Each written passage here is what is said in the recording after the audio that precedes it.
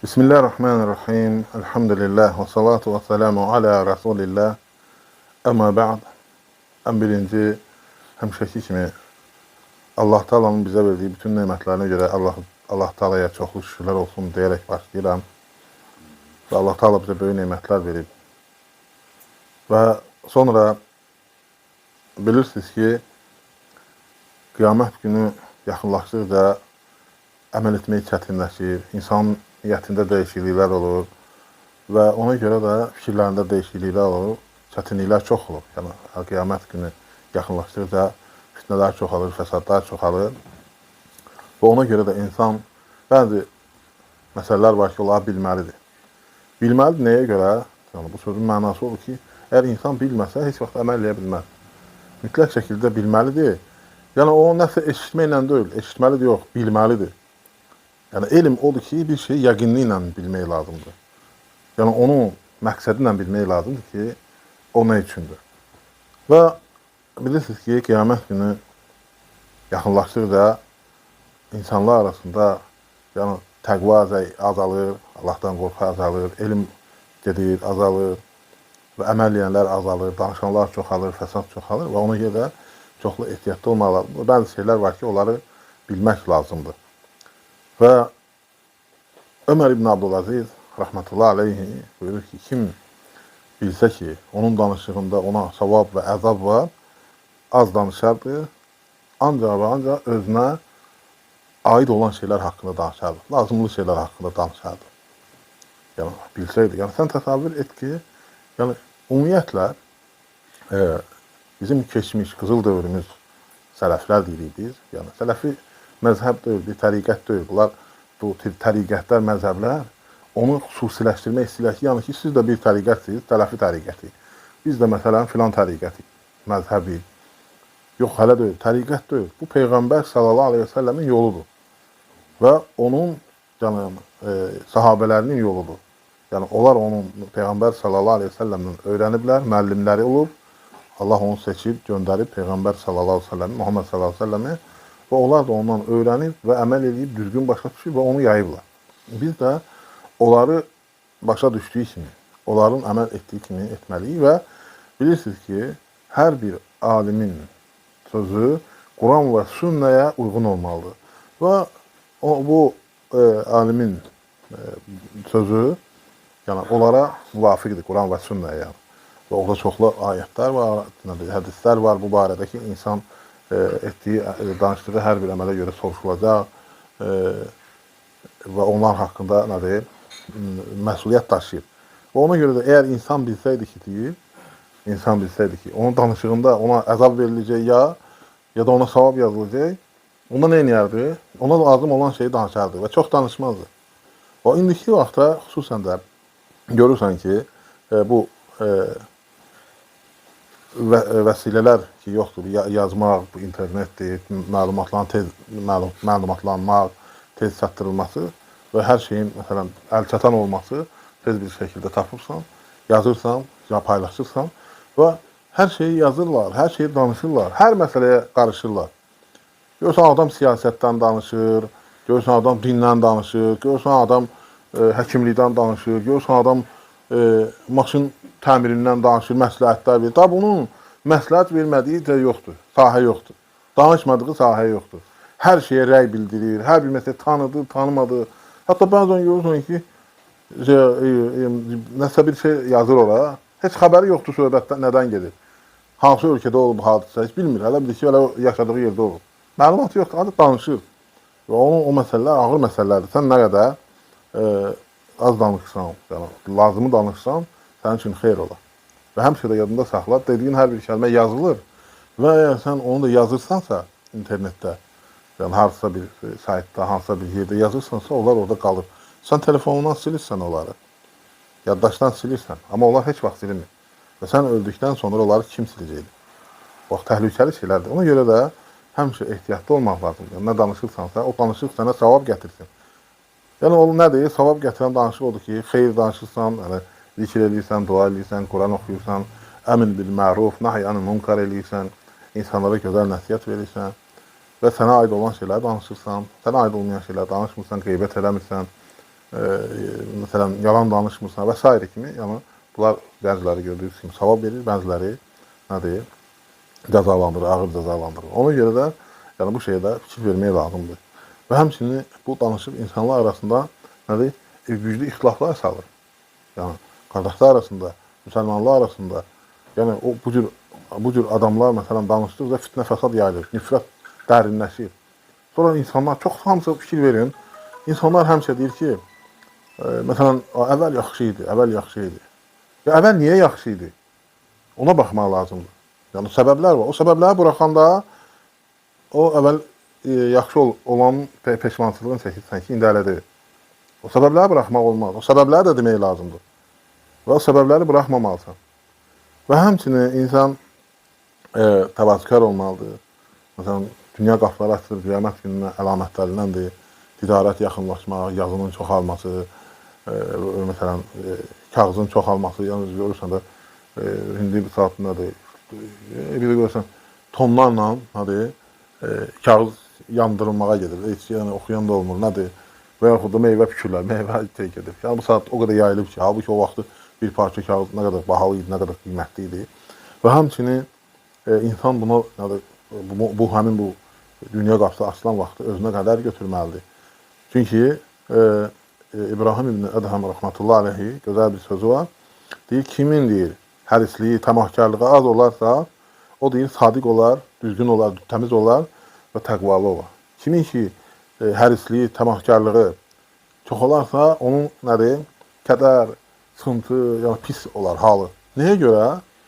Nəyə görə pis olar? Çünki yəni az olanda doyur, bəs eləyir. Yəni ki, gözü tox olur.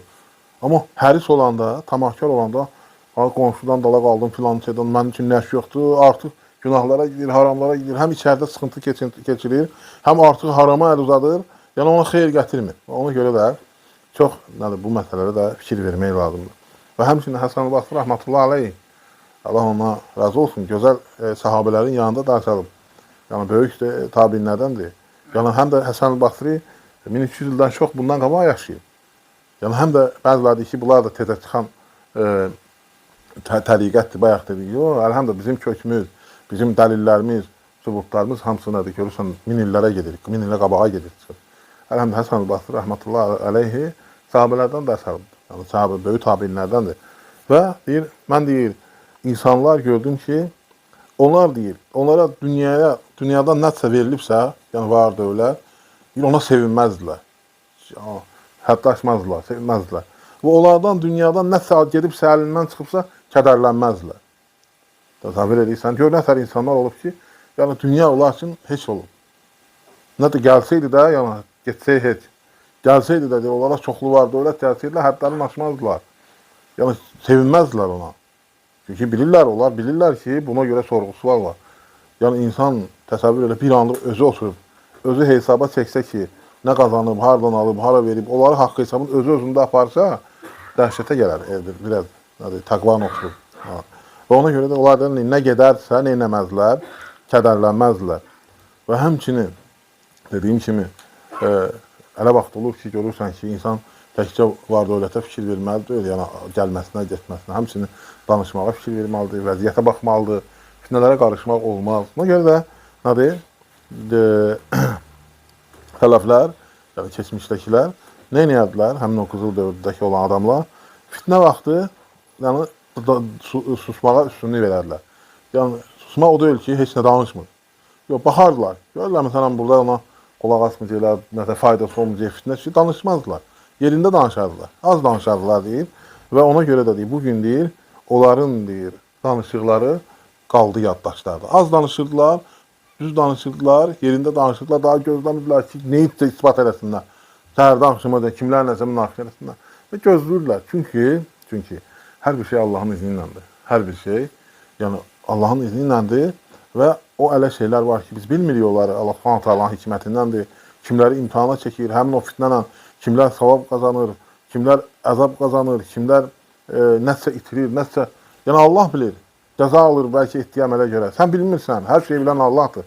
Sən yəni onu bilə bilməzsən onu. Və ona görə də onlar deyir, az danışardılar fitnə vaxtı, ona görə də onların danışıqları bugün də onların qalıbıdır. Misalları, onların. Yəni, baxmayaraq ki, müsəlmanların əsas problemlərindən birisi odur ki, elmdən uzaqdırlar.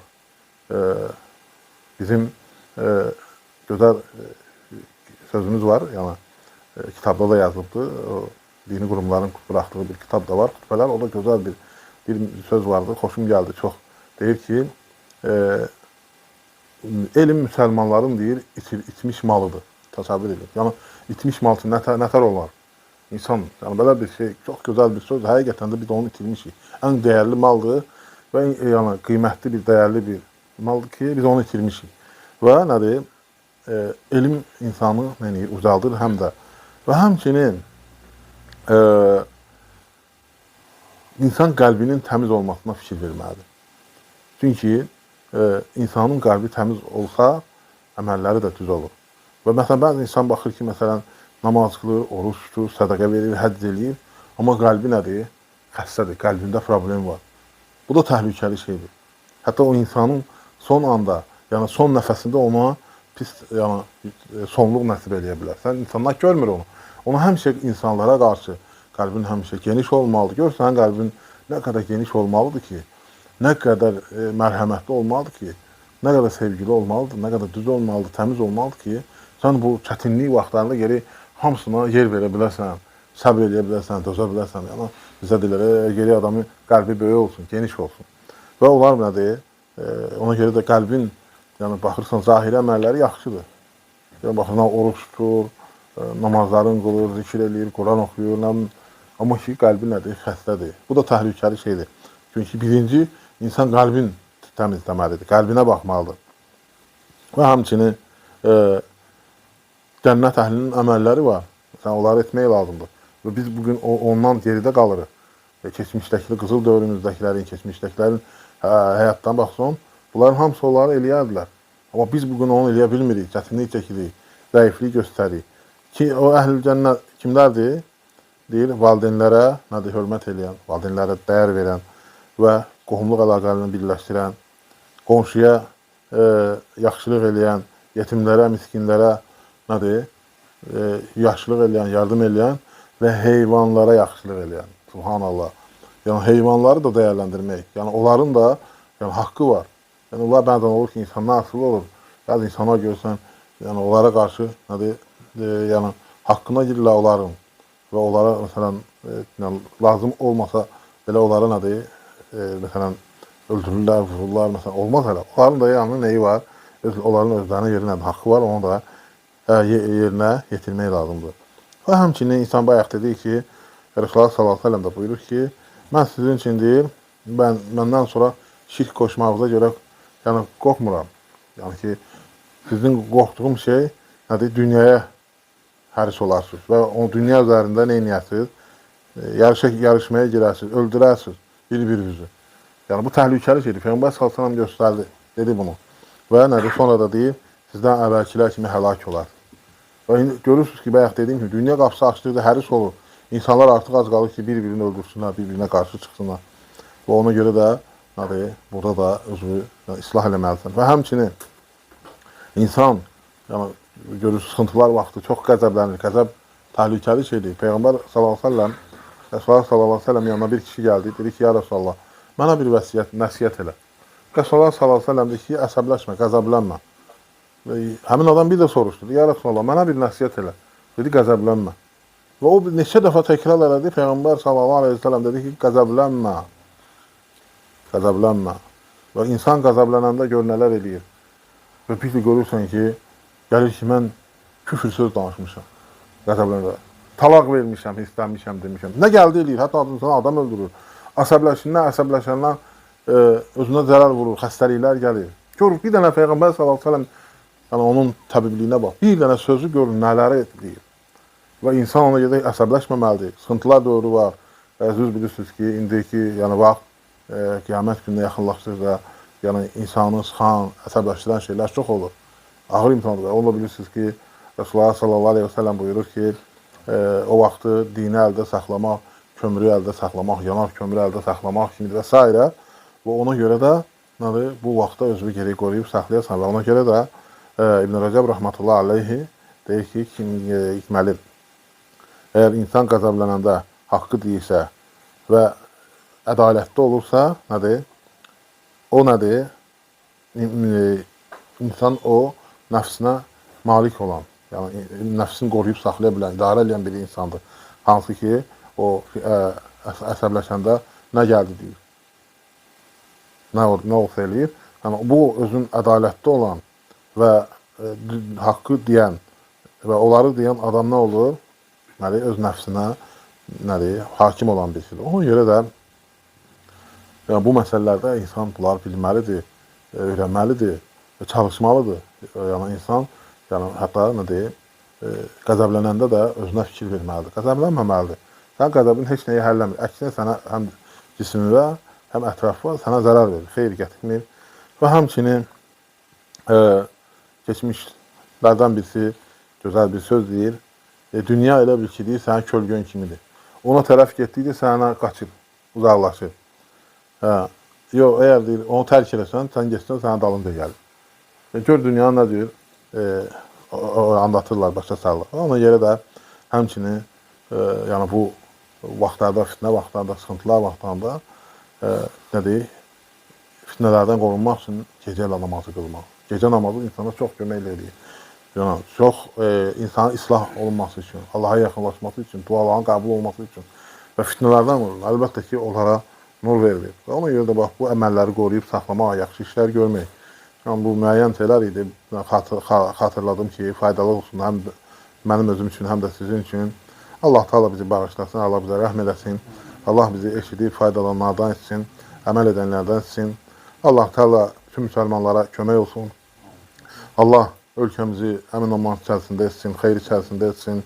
Allah əskərlərimizi, hərbiçilərimizi qorusun. Allah Teala ölkəmizin əmin-amanlığını qoruyan övladlarımızı qorusun. Allah Teala ölkə başçımızı qorusun, ona sağlamlıq versin, güc-qüvvət versin. Həmişə qalibiyyət versin, bütün görüşlərin, işlərin hamısı uğurlu etsin, bizim üçün xeyirli etsin, onu haqq əhli etsin, haqqın carisi etsin, haqq üzərində sabit etsin. Allah bütün müsəlmanlara kömək olsun, hansılar ki, onlar xəstədirlər.